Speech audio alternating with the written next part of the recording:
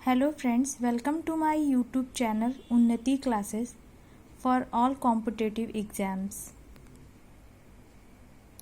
Friends, मैंने आपको कल इंडिया की कुछ इम्पॉर्टेंट फेस्टिवल्स के बारे में बताया था और आज मैं एक बायो का पोर्शन ले रही हूँ जिससे हर एग्ज़ाम में मैक्सिमम 2 से 3 मार्क्स के क्वेश्चन आते हैं। तो हम शुरू करते हैं। आज मैंने ये चैप्टर लिया है भोजन। तो भोजन पता ही है कि एक ऐसा पोषक पदार्थ है जो किसी जीव द्वारा वृद्धि, कार्य, शरीर के विभिन्न अंग की मरम्मत और जीवन क्रियाओं के संचालन हेतु ऊर्जा प्राप्त करने के लिए ग्रहण किया जाता है। ठीक है, अगर हम भोजन ग्रहण नहीं करेंगे तो हमें एनर्जी नहीं मिलेगी और जब हमें एनर्जी नहीं मिलेगी तो हम कोई एक्टिविटी नहीं कर सकते हैं। और जो भोजन होता है उसके 2 सोर्सेज होते हैं, एक होता है प्लांट प्रोडक्ट, एक होता है एनिमल प्रोडक्ट, पादप उत्पाद और जंतु उत्पाद। हमें पौधों से भी भोजन कई रूप में मिलता है, जड़, तना, पत्ती के रूप में मिलता है। ठीक है, पहले के ज़माने में जो हमारे पूर्वज थे वो कंदमूल खा के रहते थे, तो वो एक तरह के जड़, तने और पत्तियां ही खा के रहते थे। जड़ मनुष्य के लिए भोजन का मुख्य स्रोत होते हैं मूली, चुकंदर और गाजर, शलजम आदि। ठीक है, और जो तने के रूप में हम खाते हैं वो होता है प्याज, गन्ना, आलू आदि। ठीक है, और हम पत्तियों के रूप में पालक, मेथी, सरसों, धनिया और भी बहुत सारे पत्तियां होती हैं। मैंने आपकी जानकारी के लिए यहाँ पे, आपके नॉलेज के लिए बस इनका नाम यहाँ पे पत्तियों के रूप में लिखा है और तने के रूप में लिखा है और जड़ के रूप में लिखा है। जड़ में तो आप मुझे कमेंट बॉक्स में बताइएगा जो अदरक होता है वो जड़ होता है या तना होता है। ठीक है, आगे देखिए, फल जो होता है वो पुष्पों के परिपक्व अंडाशय होते हैं। फलों में विटामिन, खनिज, शर्करा प्रचुर मात्रा में होती है। ठीक है, और क्योंकि जब कोई व्यक्ति बीमार पड़ता है, जब कोई पर्सन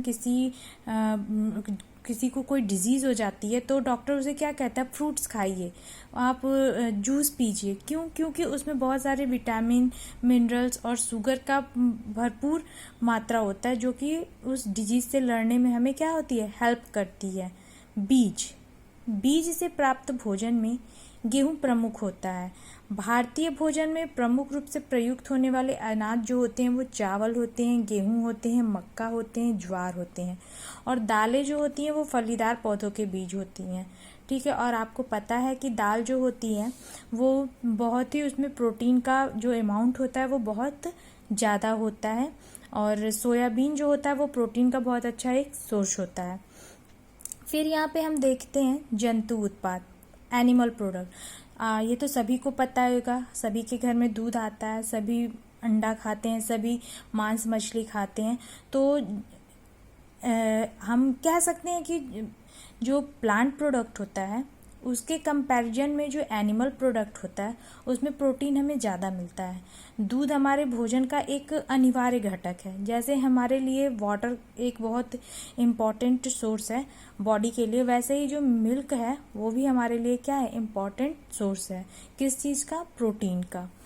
प्रोटीन जो है, इसका नाम जो था प्रोटीन का, उसे वर्जीलियस और मोल्डर ने दिया था।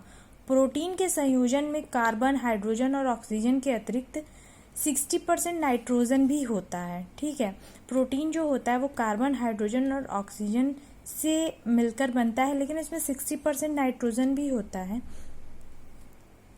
प्रकृति में 300 से ज़्यादा टाइप के अमीनो एसिड भी पाए जाते हैं। ठीक है, जो हमारा नेचर है उसमें बहुत सारे अमीनो एसिड पाए जाते हैं, लेकिन जो नेचर है उसमें 20 से 22 तक अमीनो एसिड भी पाए जाते हैं। स्तनियों में इनमें से केवल 10 ही शरीर में बनते हैं। इट्स मीन्स कि जो मैमल्स होते हैं उनकी बॉडी के अंदर सिर्फ 10 ही अमीनो एसिड बनते हैं। बाकी जो 10 अमीनो एसिड होते हैं उन्हें हमें कहाँ से लेना पड़ता है, बाहर से लेना पड़ता है, क्योंकि कुछ अमीनो एसिड जो होते हैं वो बहुत बॉडी को कम ज़रूरत उसकी होती है और कुछ अमीनो एसिड ऐसे होते हैं जिनकी हमें ज़्यादा ज़रूरत होती है। क्योंकि जो प्रोटीन होती है उसका जो हमें सिंथेसिस होती है वो इन्हीं अमीनो एसिड्स की हेल्प से होती है। अगर हमारी बॉडी में जो प्रोटीन का एब्जॉर्प्शन होता है वो इसी अमीनो एसिड की हेल्प से होता है। तो यहाँ पे हम मैंने यहाँ पे ये जो हमारे लिए ज़रूरी है नॉन इसेंशियल अमीनो एसिड और इसेंशियल अमीनो एसिड, इसकी एक मैंने यहाँ पे छोटी सी लिस्ट बनाई है। तो आइए देखते हैं। नॉन इसेंशियल अमीनो एसिड में पहला है एलेनिन, सेकंड है एस्पेराजिन, थर्ड है एस्परेट, फोर्थ है सिस्टीन, फिफ्थ है ग्लूटामेट, सिक्स है ग्लूटामाइन, सेवेंथ है ग्लाइसिन, एट्थ है प्रोलिन, 9 है सीरिन और 10th है टायरोसिन।